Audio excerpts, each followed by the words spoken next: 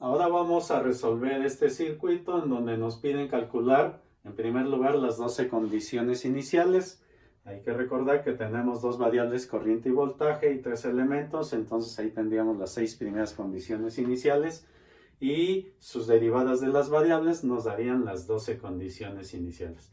También nos piden buscar la expresión que describe el comportamiento de la corriente en la resistencia y expresarlo para todo tiempo y también el tiempo de asentamiento. Este circuito en particular tiene dos perturbaciones en t igual a 0. En primer lugar, el interruptor se cierra en t igual a 0, lo que genera que esta parte del circuito no influya sobre el resto de los elementos. La corriente que me genera esta fuente de voltaje va a estar circulando en este lazo.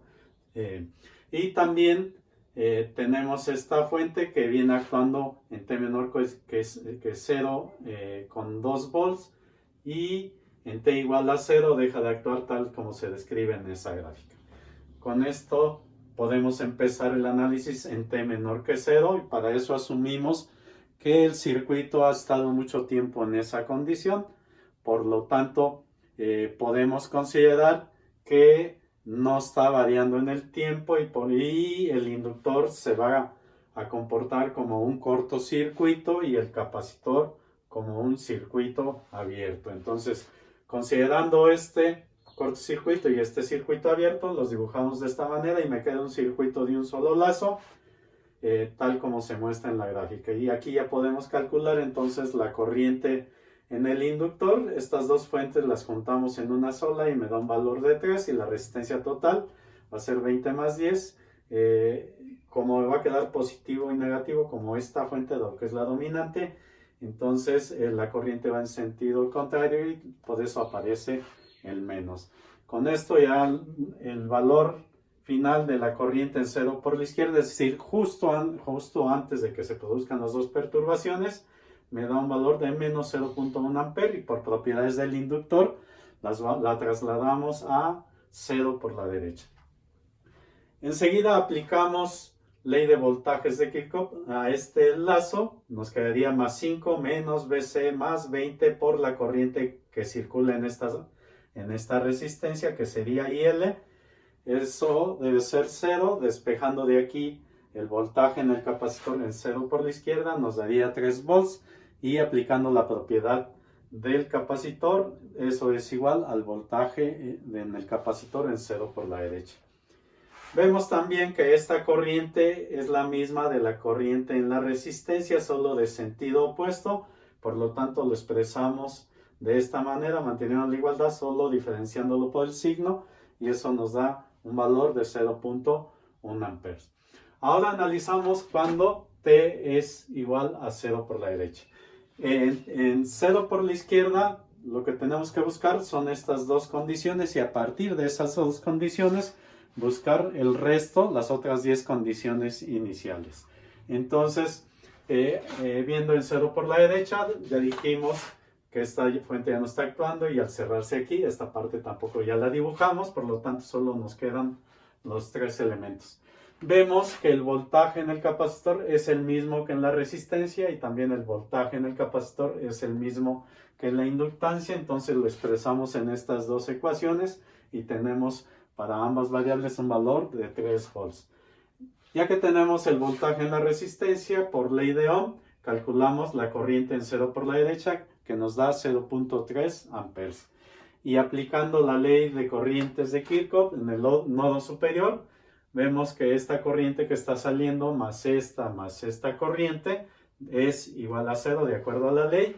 Como ya conocemos estos dos términos, entonces el resultado final para la corriente en 0 por la derecha es igual a menos 0.2 amperes. Con esto llevamos las primeras 6 condiciones iniciales.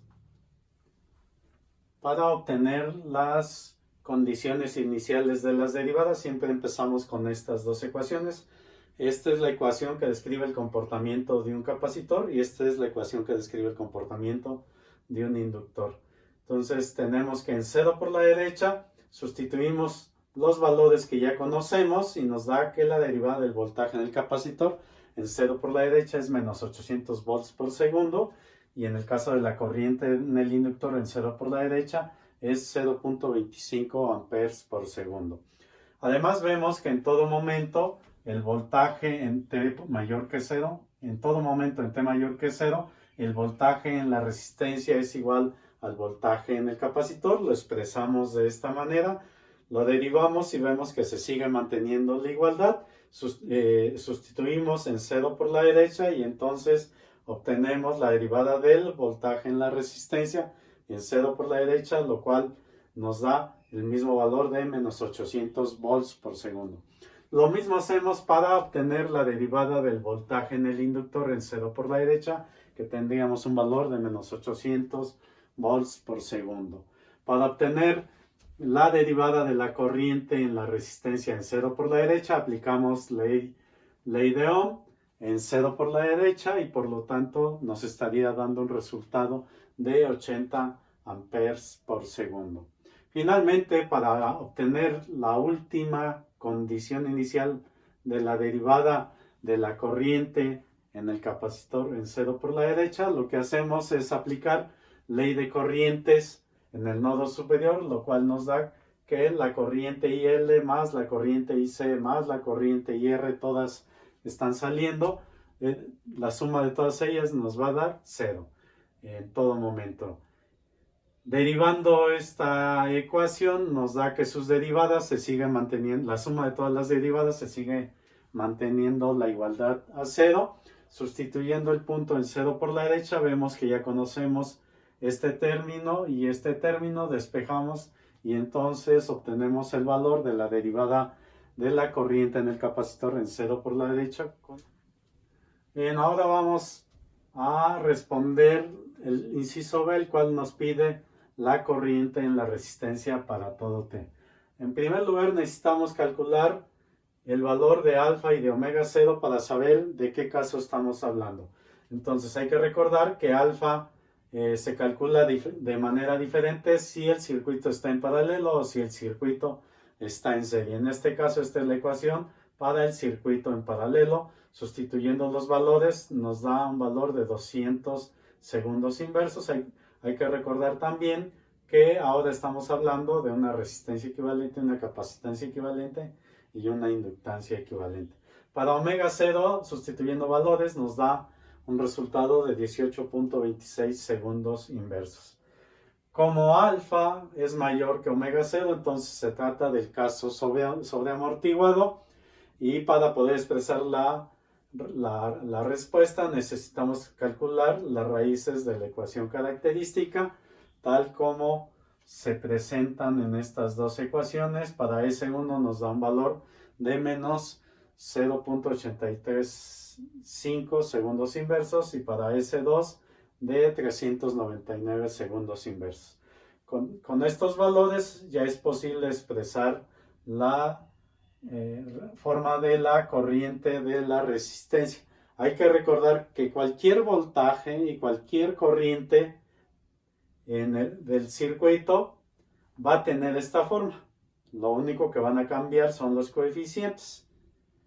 Estos coeficientes van a depender de las condiciones iniciales. Para sustituir las dos condiciones iniciales que aquí recordamos, requerimos la derivada, la obtenemos de una vez y aquí está expresada la derivada de la corriente en el tiempo de esta manera. Entonces sustituimos las condiciones iniciales, vemos que la corriente en la resistencia en 0 por la derecha es 0.3, aquí está. ¿Qué sucede con los términos? Que E a la 0 es 1, entonces solo me queda A1, E a la 0 otra vez 1, solo me queda 2 y tenemos esta ecuación. Para la derivada vemos que es igual a menos 80, aquí lo tenemos, es igual a esta exponencial se me hace 1 y esta exponencial se me hace 1, entonces solo queda menos 0.835 por A1 menos 399 por A2. Un sistema de dos ecuaciones con dos incógnitas que resolviendo nos da un resultado para A1 de 0.0998 y para A2 de 0.2002. Por lo tanto, la respuesta, ahora ya la podemos expresar completa, la respuesta de la corriente en la resistencia está aquí expresada sustituyendo A1 y A2. Hay que recordar que esta respuesta solo es para t mayor que 0. Sin embargo, nos están pidiendo para todo t, ¿cómo lo expresamos?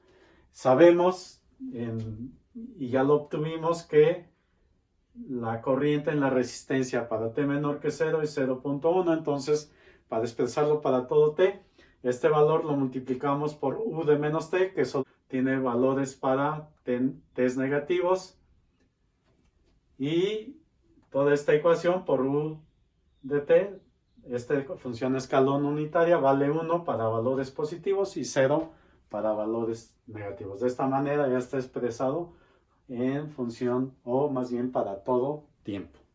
Enseguida vamos a responder el inciso C, donde nos pide el tiempo de asentamiento para la corriente en la resistencia. Hay que recordar que el tiempo de asentamiento es el tiempo necesario para tener el 1% del valor máximo de la función. En este sentido, si hablamos de máximos o mínimos, lo que tenemos que hacer es derivar mi ecuación original e igualar a 0 para encontrar el tiempo, que en este caso se llamará tiempo crítico o punto crítico.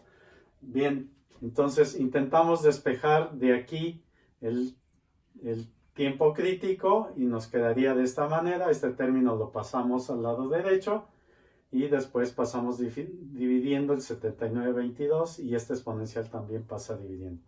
Aplicamos, para eliminar la exponencial, aplicamos el logaritmo natural y vemos que en el momento que intentamos hacer esta operación nos va a marcar un error. ¿Y cuál será el origen del error? El origen del error es que a lo mejor nosotros esperábamos una gráfica como esta, en donde tuviéramos un pico, tuviéramos un máximo, y en ese punto estaríamos pensando que está el tiempo crítico. Sin embargo, si nosotros graficamos esta ecuación, es una gráfica de este tipo. Por lo tanto, el valor no existe un pico de esta manera, sino que el valor máximo ocurre en t igual a 0, cuyo valor de la función, sabemos, es el valor inicial de 0.3 amperes. A este valor le sacamos el 1%, dándonos un valor de 0.003. Este valor lo vamos a sustituir en esta función para despejar t, que ahora es a t le vamos a llamar, ahora sí, el tiempo de asentamiento. Aquí nos encontramos con otra dificultad, porque cuando intentamos despejar el tiempo de asentamiento, vemos que prácticamente es imposible. Entonces, ¿qué opciones tenemos? La primera es usar un método iterativo, un método numérico, hacer un programa y correrlo en la computadora para encontrar el punto en el que TS hace que esta ecuación se cumpla. Ese es uno de los caminos. El segundo camino, pero que solo aplica para este problema en particular, es que despreciemos este término, porque como vemos, este exponencial es mucho mayor que el exponencial de este término. ¿Eso qué quiere decir? Que este término va a desaparecer rápidamente, y como andamos buscando el tiempo de asentamiento, aquí tenemos el 1% de la función, andamos buscando este tiempo de asentamiento. Entonces, para tiempos relativamente largos, este término prácticamente ya desapareció. Entonces, nomás nos quedamos con esta parte de la ecuación y de ahí despejamos el tiempo de asentamiento, que nos da un valor de 4.195 segundos.